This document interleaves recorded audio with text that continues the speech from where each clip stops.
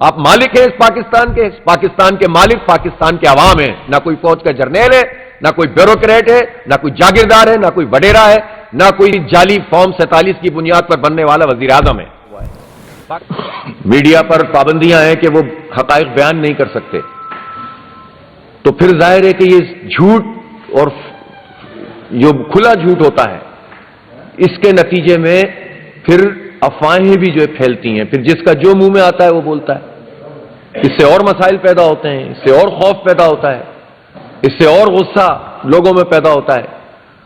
تو میں یہ پوچھنا چاہتا ہوں کہ جو کچھ حکومت نے کیا ہے یہ کس آئین کے تحت کیا ہے، کس قانون کے تحت کیا ہے، کس ضابطے کے تحت کیا ہے؟ پاکستان میں جو بھی ہے جمہوری حکومت ہے نا، یعنی نظام حکومت تو فارم 47 کس ضابطے کے تحت کیا ہے؟ پاکستان میں جو بھی ہے جمہوری حکومت ہے نا، یعنی نظام حکومت تو فارم 47 والی بنائی گئی ہے، لیکن نظام تو جمہوری ہے نا، چاہے کہنے کو صحیح۔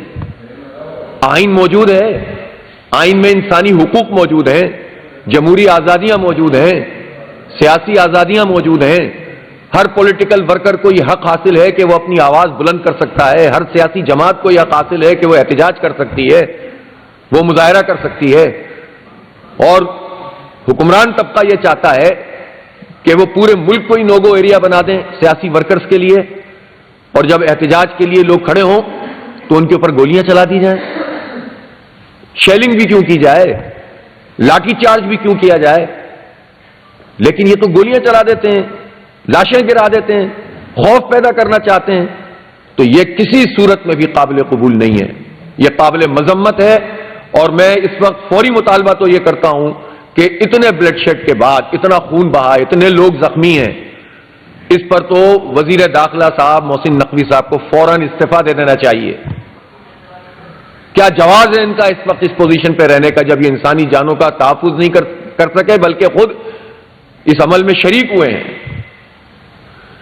جوڈیشل کمیشن بننا چاہیے، بااعتماد جوڈیشل کمیشن جس پر اتفاق ہو، اور وہ جوڈیشل کمیشن اس پورے واقعے کی تحقیقات کرے تاکہ حقائق قوم کے سامنے آئیں۔ اس طرح میڈیا کا گلا بند کر کے آپ اپنی مرضی کے چیزیں نہیں چلا سکتے۔ آج کے زمانے میں آپ لوگوں کو پابند نہیں کر سکتے۔ جہاں لوگوں کو سیاسی عمل سے دور کرنے کی کوششیں کی جاتی ہوں، جہاں جمہوریت کے اوپر قدغن لگائی جاتی ہو، جہاں الیکٹیبل اور طاقتور لوگوں کو، ارب پتی اور کھرب پتی لوگوں کو سیٹیں بیچ کر اور خرید کر جو ہے وہ مسلط کیا جاتا ہو، وہاں پر ایک سیاسی کارکن تمام خطرات کے باوجود اگر سڑک پر نکلتا ہے تو وہ پوری قوم کے ماتھے کا جھومر ہے، اور اس نے یہ ثابت کیا ہے کہ عوام کا راستہ نہیں روکا جا سکتا۔ یہ سوالات اپنی جگہ موجود ہیں کہ لیڈر سیاسی کارکنوں کو جھونک دیتے ہیں اور خود سائٹ پکڑ لیتے ہیں، اور اس کے نتیجے میں اور کیوس پیدا ہوتا ہے۔ ڈسپلن جب نہیں ہوتا، کوئی کمانڈ نہیں ہوتی، تو مخلص کارکن ان کو فسائیت کے سامنے لا کر کھڑا کر دیا جاتا ہے، اور سارا نقصان ان عام کارکنوں کا ہوتا ہے جو اپنے جذبے کے ساتھ اپنی لیڈرشپ پہ یا اپنی پارٹی یا کسی ایشو کے ساتھ کھڑے ہوتے ہیں۔ لیکن اس وقت سوال یہ ہے کہ حکومت نے جو کچھ کیا ہے اس پر سب کو مل کر آواز بلند کرنی چاہیے۔ مجھے افسوس کے ساتھ یہ کہنا پڑتا ہے کہ کل بلوچستان اسمبلی نے جو حرکت کی ہے اور پی ٹی آئی پر پابندی لگانے کے لیے جو قرارداد پاس کی ہے یہ قابل مذمت ہے۔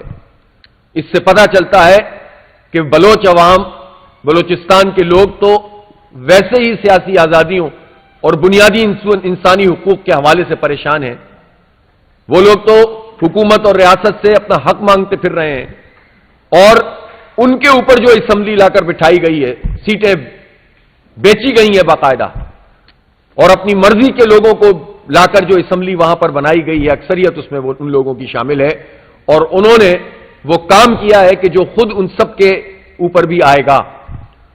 کیسے آپ کسی پارٹی کو جس کو کروڑوں لوگوں نے ووٹ ڈالا ہو، کیسے کسی پارٹی کو کہ جس میں لوگ سڑک پر نکل کر احتجاج کرنے کے لیے اور تمام تر ہتھ کنڈوں کے باوجود نکلنے کے لیے تیار ہو جاتے ہوں، جس کے وہ پارٹی جو تمام جگہوں پر موجود ہے، آپ کو اختلاف ہو سکتا ہے، میں بھی اختلاف ہے بہت ساری چیزوں پر، لیکن اس کا مطلب کیا ہے کہ آپ پابندی کی قراردادیں پیش کروائیں گے، اب پنجاب اسمبلی میں بھی آپ لانا چاہتے ہیں.